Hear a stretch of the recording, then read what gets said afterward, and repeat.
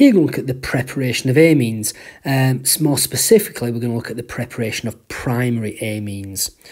The first way we can produce a primary amine is by nucleophilic substitution reactions. And we can react a halogen such as bromoethane, and that can react with ammonia to produce our primary amine, specifically ethanamine.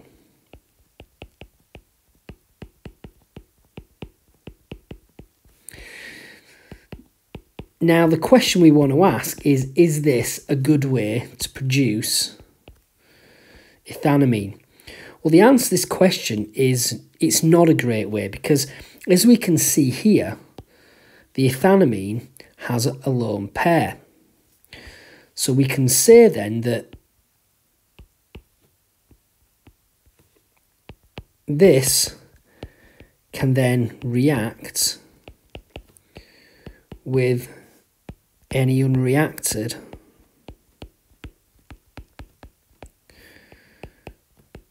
bromoethane, forming further substitution products.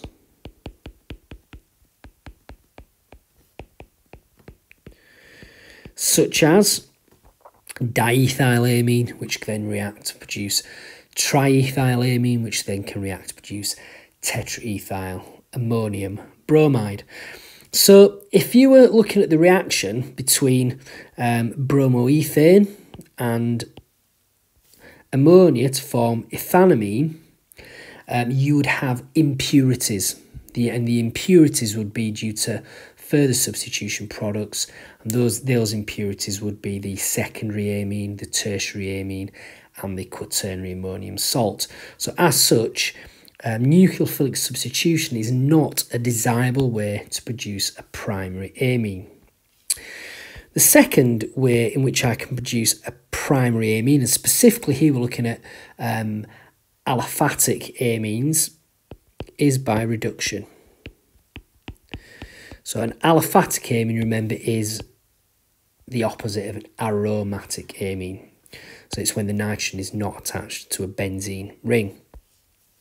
And we can reduce nitriles, and we can do it in one of two ways. In effect, what we've got to do is we've got to add 2 hydrogens to this carbon and 2 hydrogens to this nitrogen. So I'm going to need 4 hydrogens in total, and I can therefore react it with hydrogen itself, 2 lots of H2. That will produce my, so I've got one of my H2s there, oops, and my other H2 would be there, and that would be ethanamine, exactly the same product as we looked at there. Now, the difference here is we've got a 100% atom economy, no other products are formed. So this is a far more desirable way to produce a primary amine such as ethanamine compared to nucleophilic substitution. Now, we've got to be aware that here the reagents will be hydrogen and a nickel catalyst. So that's specifically my reagents for this reaction, hydrogen and a nickel catalyst. There is an alternative, reagents that we can use, and he would represent it. Again, we're adding 4 hydrogens, 4 H and square brackets. That would give me exactly the same product. But in this particular case, the reducing agents could be lithium, aluminium hydride, and in a dry ether solvent. So again, you need to be ready for both of those reactions. We can either reduce the nitrile with hydrogen in the presence of a nickel catalyst, or reduce it with a reducing agent called lithium aluminium hydride that we represent using H in a square bracket, and the solvent there is dry ether. Now, what we're going to look at now is the formation of aromatic primary amines. So we're now going to have a look at how we could potentially form a compound such as phenylamine. Now, we cannot use either of the two methods above. We can't use a nucleophilic substitution to produce this, and we can't use reduction. And we can have a look and see why. So we can't use nucleophilic substitution because in doing so, we would have to react the, in this case, bromobenzene with ammonium nucleophile, and we would try and do something like this.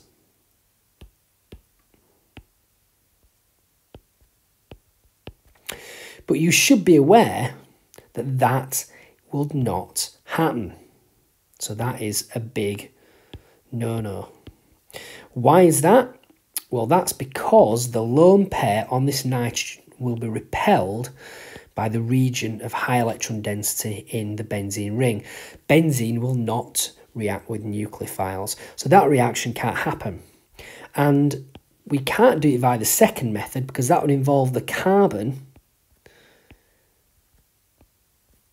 in the benzene ring being part of a nitrile. And I'm hoping we can see what the problem with this would be.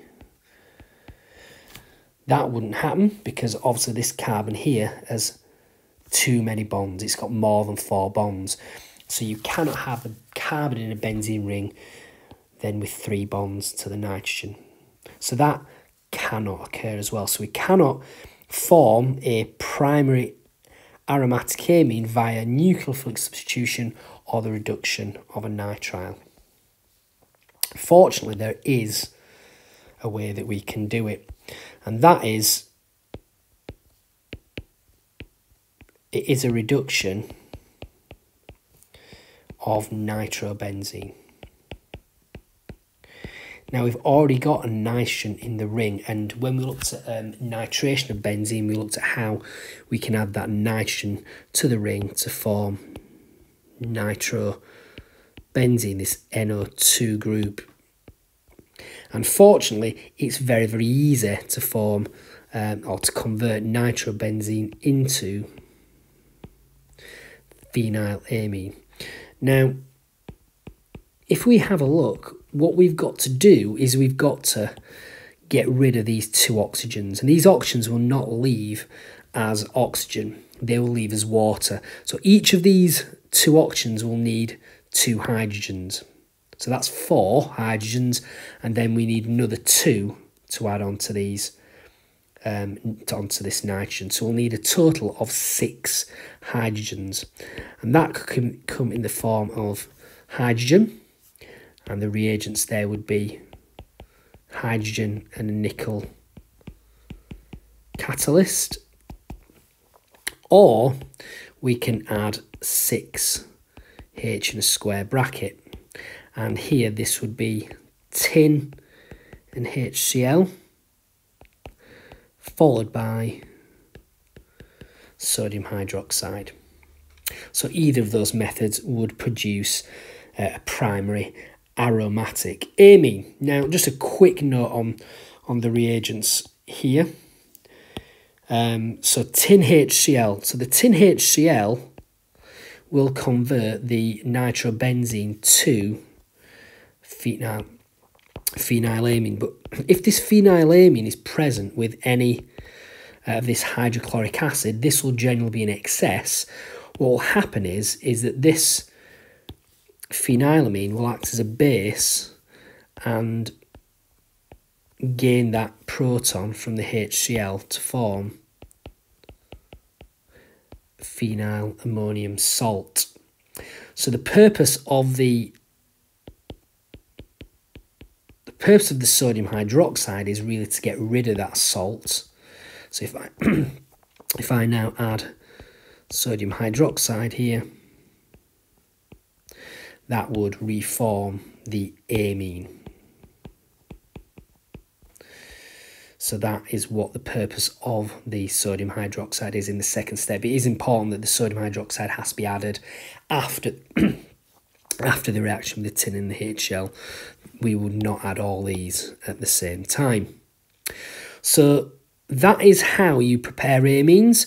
The first way is a way you can prepare a primary amine, but it's not an ideal way, because we can get multiple substitution products because the primary amine itself has a lone pair and can react with the halogenoalkane.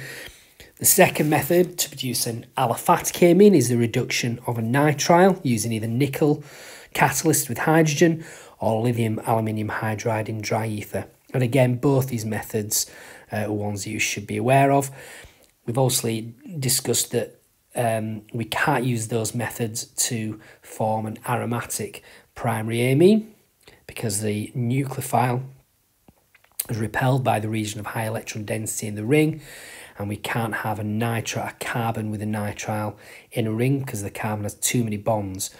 But we can reduce nitrobenzene, which remember is formed when benzene reacts with conc nitric conc sulfuric, and we can react it with, again, hydrogen and a nickel catalyst, or tin and HCl followed by the addition of sodium hydroxide.